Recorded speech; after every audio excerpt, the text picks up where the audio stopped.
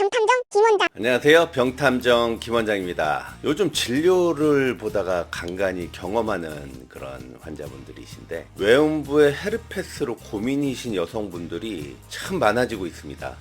두 가지 경우가 있어요. 하나는 내가 피해자일 때, 즉 헤르페스를 옮긴 사람에 대해서 화가 나는 거죠. 내가 이 자식 때문에 막 이런 것이고, 또 반대로 내가 균을 상대방한테 옮겨준 경우, 막 남자친구가 나를 가만히 안 둔다, 뭐 고소 준비한다 이런 소리를 듣고 또 불안해하시는 분도 있습니다. 헤르페스는 굉장히 오래전부터 있어 왔던 병입니다. 그냥 외래 오면, 왜냐면 저는 피곤하면 외음부에 그렇게 수포가 자주 올라와요. 그리고 약 처방하고 드시고 좋아지던 그런 병인데, 갑자기 어느 날 못된 측면에서의 그 가치가 엄청나게 상승을 했어요. 실제로 헤르페스는 그렇게 무서운 병이 아닙니다. 그 자체가 무서운 게 아니라 사람들의 인식이 못된 녀석이라는 가치 부여가 지나치게 된 경향이 있습니다. 물론 헤르페스가 곤란한 병이긴 해요. 다른 뭐 성감염성 질환이 임질, 클라미디아, 트리코모나스 이런 류의 병들은 약을 먹으면 끝!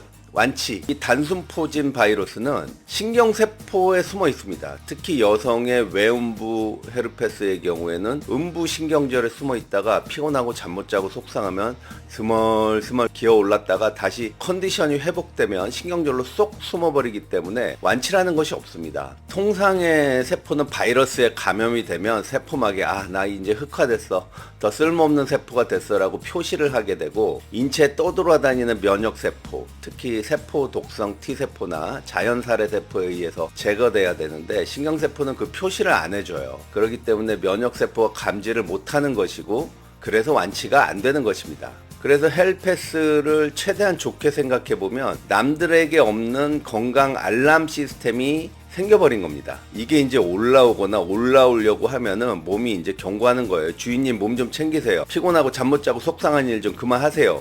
라는 그런 신호를 주는 것입니다. 그래서 몸에 더 무리 가는 일을 미연에 방지할 수도 있는 것입니다. 자, 그런데 요즘 이 문제로 소송도 많이 일어나고, 감염 원인 사람에게 상해범, 과실치상범으로 법적 취급을 받고 있습니다. 그래서 애초에 이런 일이 일어나지 않게 하기 위해서 오늘 동영상을 준비를 한 거예요. 자, 첫 번째 하셔야 될 일, 알려주셔야 됩니다. 성관계 하기 전에. 자, 만나자마자 뭐 알려주라는 것은 아니에요. 그래봤자 내 약점만 노출이 되는 거죠. 그런데 이제 이분과 깊게 사귀고 싶다는 생각이 들 때는 결정을 하셔야 된다는 거예요. 물론 쉽지 않죠. 특히 연애할 때는 상대방한테 늘 좋은 모습만 보여주고 싶잖아요. 이런 얘기를 하려면 참 많은 용기가 필요하실 겁니다. 하지만 그래도 말을 해야 됩니다. 그것으로 인해 헤어진다고 하면 인연이 거기까지인 것이고요. 그걸 이해해 준다면 대책을 세우면 되겠죠. 자, 대책을 세우기 전에 이런 상황을 생각해 보셔야 돼요. 나는 단 한 번도 성기나 성기 주변에 수포가 생긴 적이 없다. 나는 절대 음성이다. 과연 그럴까요? 자신하시면 안 됩니다. 헤르페스의 주된 감염 루트는 무증상 흘림증인 분들 때문이에요. 증상은 하나도 없고, 심지어 병원에서 성감염성 질환 검사에서도 음성이었다 하더라도 이미 감염이 되어 있는 상태가 상당히 많다는 거예요. 병원에서 많이 시행하는 12가지 종류의 핵산 증폭 검사 있잖아요. 성감염성 질환 검사. 이 검사를 받는 분들이 많은데, 여기서 음성이라고 해서 절대로 자신하시면 안 돼요. 수포에서 직접 삼출액을 따서 검사를 해야지만 정확도가 올라갑니다. 그래서 가짜 음성인 경우가 많이 있습니다. 이 논문이 그 내용인데, 59,000명을 대상으로 산부인과 외래에 방문하신 분들에게 그 검사를 했어요. 핵산 증폭 검사. 그런데 가장 많이 생긴 19세 미만에서 2.53%, 즉 1에서 2% 정도만 양성이었다는 거예요. 그런데 헤르페스의 또 다른 검사인 혈액을 통한 항체를 확인하는 검사, 여기서는 2형 헬페스 심플렉스 바이러스 양성인 여성이 일반 여성의 경우는 10에서 20% 정도, 앞선 논문에 비해서 거의 10배 정도 더 많은 그런 양성률을 보이고 있죠. 즉 항체 검사를 하기 전에는 자신하시면 안 된다라는 거예요. 그래서 막 연애를 시작하신 분들은 산부인과에 가서 이 혈청 검사를 꼭 받아보시길 권해드려요. 자, 그런데 어느 한 분이 양성이 나오고 또 어느 한 분은 음성이고, 이런 상황이 가장 곤란하겠죠. 그런데 두 분이 계속 좋은 인연으로 발전하길 원하신다면 이제 지금부터 대책을 말씀드리겠습니다. 제가 참고한 자료는 2023년 성매개 감염 진료 지침,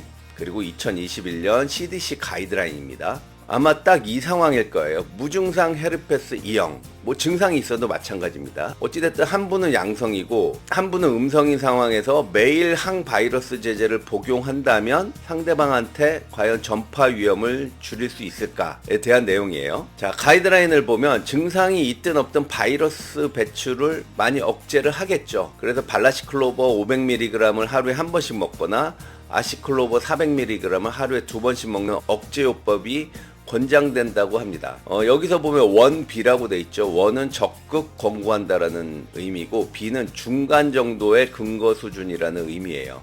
그래서 많은 논문을 리뷰를 해보고 내린 그런 결론입니다. 생물학적으로는 타당해 보이지만 뭐 당연하죠. 항바이러스제를 먹으니까 당연히 전염률도 줄어들 것이다.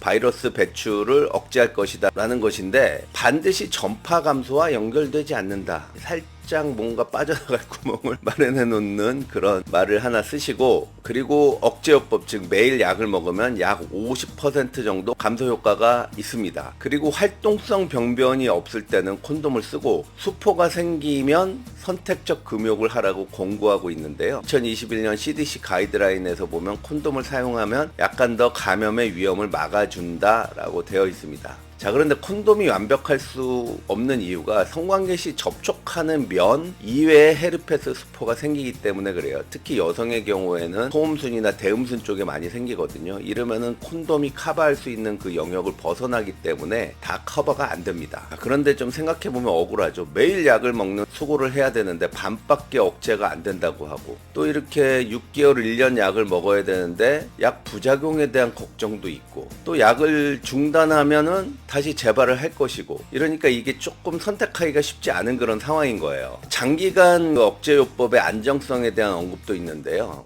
여기 보시면 축적되는 독성이나 장기 손상은 없다. 다만 주의해야 될 경우가 심각한 신장 질환이 있을 때 용량 조절이 필요하다 라고 되어 있습니다. 그리고 약을 먹다 중단해서 재발이 된다 하더라도 질병이 더 많이 생긴다거나 아니면 심하게 온다든가 이런 변화는 없다. 즉 내성이 있거나 한 것은 아니라는 것이죠. 그래서 할 수 있는 대책은 이렇게 평소 억제요법을 사용하시면서 수포가 있을 때는 성관계를 자제하시고 수포가 없을 때는 콘돔을 사용하시라는 겁니다. 그럼 많이 막아줄 수 있을 거라고 생각이 들어요. 그리고 초두에 말씀드렸듯이 너무 과하게 가치가 올라가 있어요. 저는 이랬으면 좋겠어요. 예를 들어 암 중에서도 여성에서의 갑상선암이나 남성에서의 전립선암의 경우에는 5년 생존율이 거의 95% 이상, 아주 순하고 어렵지 않게 치료되는 암이거든요. 담낭암, 췌장암, 폐암, 간암 이런 것과는 급이 완전히 다르죠. 그런데 암이라는 의미가 부여가 돼서 너무 걱정들을 많이 하시는 거예요. 치료하는 과정이 힘든 것이 아니라 걱정하느라고 아주 사람이 기진맥진해져 버립니다. 헤르페스 역시 마찬가지예요. 성감염성이라는 뭔가 불쾌한 의미 부여와 완치가 안 된다는 것 때문에 걱정이 많이 증폭되어 있는 것 같아요. 그런데 이 헤르페스 때문에 엄청 고생하는 경우는 처음에 생겼을 때 좀 고생스럽고요. 또 너무 자주 재발될 때 좀 고생스럽다고 볼 수가 있습니다. 그래서 초발 감염의 심한 증상만 잘 넘기시고 재발되지 않게 몸 관리를 잘 하시고, 또 약을 먹는 타이밍을 조금 빠르게 가져가면 훨씬 덜 고생하거든요. 이 수포가 생기기 전에 헤르페스는요, 전구 증상으로 회음부 쪽에 쏙쏙쏙쏙한 그런 불편감, 통증 같은 게 오게 돼요. 그럴 때 선제적으로 약을 드시면 어렵지 않게 가라앉힐 수 있는 그런 병이거든요. 그리고 또 하나 약간 주의해야 될 것이 바로 임신 막달, 이때 수포가 생기는 경우예요. 그럴 때는 예방적 항바이러스 제제를 드시면서 출산에 임하시면 됩니다. 이런 경우를 제외하고는 별로 몸을 힘들게 하는 병이 아니기 때문에 너무 많은 의미 부여를 하지 마시고, 서로 이 병이 생겼다 하더라도, 또 상대방이 그 병이 있다 하더라도 몹쓸 병이나 옮기는 그런 사람으로 취급하지 않으셨으면 좋겠습니다. 바이러스 하나 때문에 인간이 폄하돼서야 되겠습니까? 이상 병탐정 김원장이었습니다. 감사합니다.